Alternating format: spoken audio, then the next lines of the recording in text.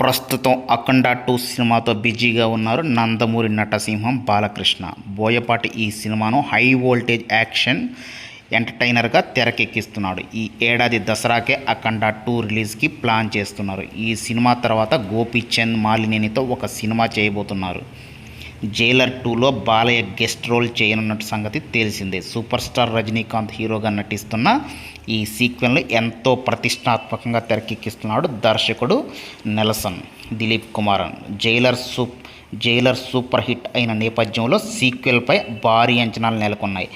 జైలర్లో Kannada star Shivraj Kumar కీలక పాత్రలో కనిపించగా బాలయ్య కూడా గెస్ట్ రోల్ చేయాల్సి ఉంది, కానీ కుదరలేదు. కానీ ఇప్పుడు జైలర్ 2 కోసం బాలయ్యను రంగంలోకి దించుతున్నారు మేకర్స్. ఇప్పటికే బాలయ్య ఈ సినిమా కథ విని ఓకే చెప్పినట్లు సమాచారం. బాలయ్య పాత్ర ఈ సినిమాలో చాలా కీలకంగా ఉంటుందని తెలుస్తుంది.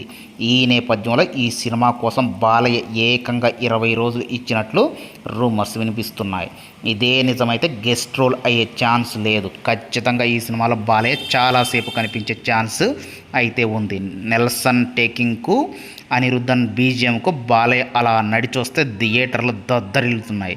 అలాగే రజనీకాంత్ బాలయ్య ఒకే ఫ్రేమ్లో కనిపిస్తే మామూలుగా ఉండదనే చెప్పాలి. వెయిట్ అండ్ సీ ఎలా ఉంటుందో చూడాలి మరి.